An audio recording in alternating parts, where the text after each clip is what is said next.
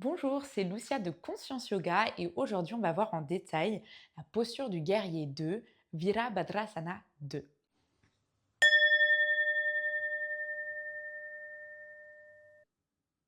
Donc cette posture appartient au groupe des guerriers. On en trouve 3 voire 4 si on inclut le guerrier inversé. Je vais reprendre des éléments que j'ai déjà dit dans la posture du guerrier 1. Je vous invite à aller la voir si vous ne l'avez pas vue. Donc, on commence par le nom.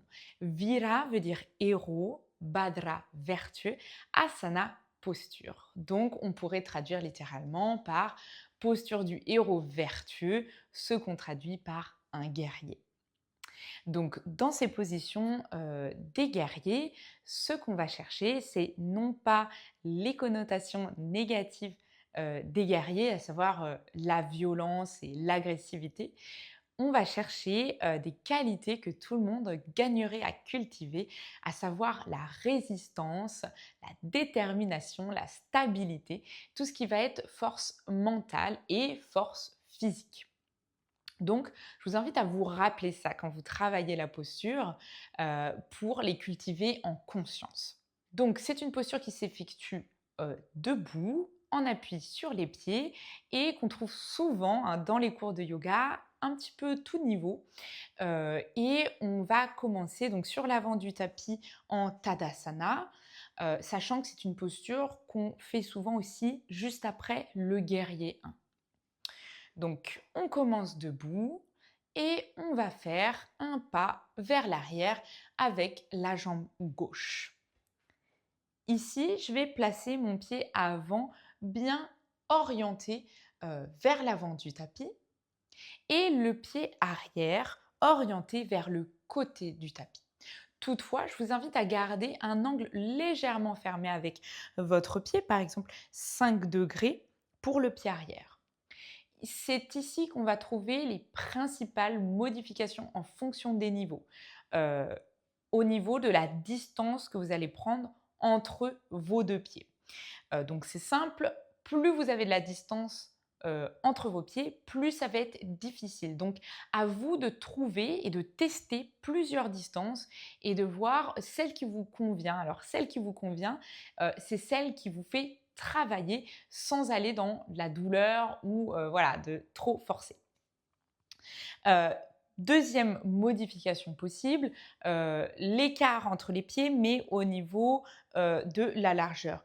On va aller chercher en général à ce que les deux pieds soient sur la même ligne. Si vous avez du mal à garder l'équilibre dans la position du guerrier 2, vous pouvez aussi légèrement décaler le pied arrière sur le côté, désaxer en fait la jambe arrière pour trouver un peu plus d'équilibre. Donc, essayez de trouver vos marques, essayez tout pour vous faire confiance aussi à vos ressentis. Ensuite, on va travailler donc la position des jambes et on va aller donc plier la jambe droite à l'avant.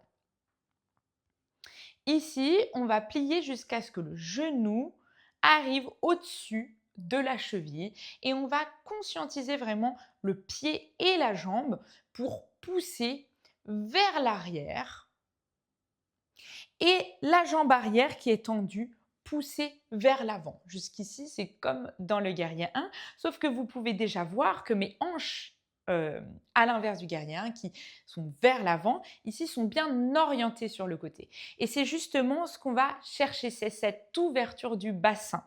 Vous pouvez même travailler contre un mur. Vous devez normalement être bien à plat contre le mur. Et donc ces deux forces-là viennent se rencontrer au milieu.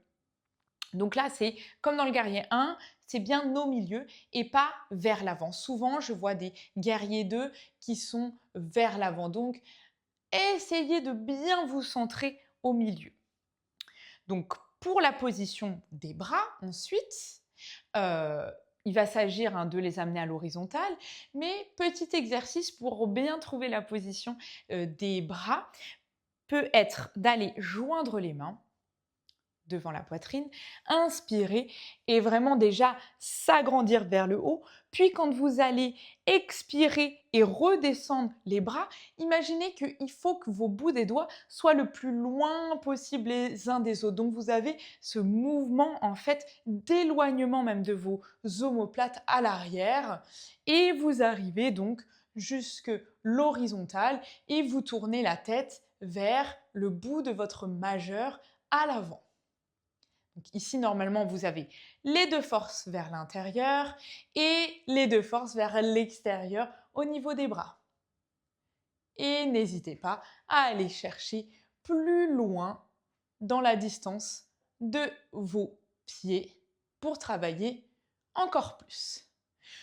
Donc ici, c'est une posture qu'on va souvent associer à d'autres, par exemple celle de l'angle étiré ou alors donc du guerrier inversé, mais comme je vous disais aussi au guerrier 1. Ce qui est vraiment intéressant à travailler quand on fait guerrier 1 et guerrier 2, c'est cette ouverture-fermeture des hanches. Puisque là, admettons si je dois passer en guerrier 1, je dois fermer l'angle de mon pied et fermer l'angle de mes hanches. Et donc inversement, ouvrir l'angle du pied, ouvrir les hanches et ouvrir les bras quand je repasse en guerrier 2. C'est assez intéressant pour bien comprendre la différence entre les deux. Donc on n'oublie pas dans ces postures de se connecter à l'énergie du guerrier pour travailler encore plus sa force, sa stabilité, sa détermination.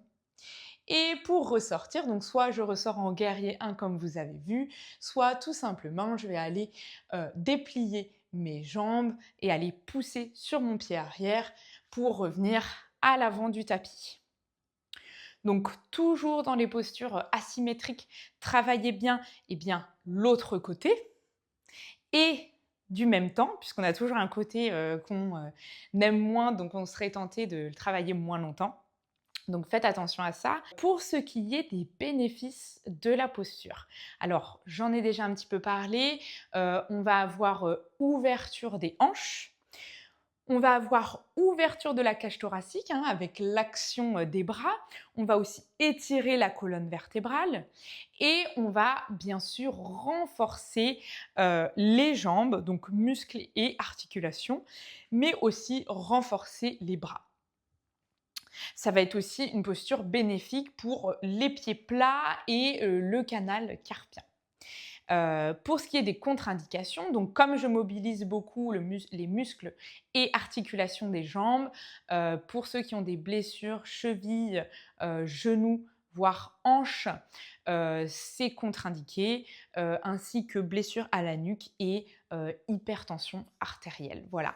Consultez toujours bien votre médecin si vous avez le moindre doute et je vous invite à aller regarder mes autres vidéos de posture sur ma chaîne. À bientôt prendre connaissance de mon site conscienceyogashala.com et à me suivre sur Instagram.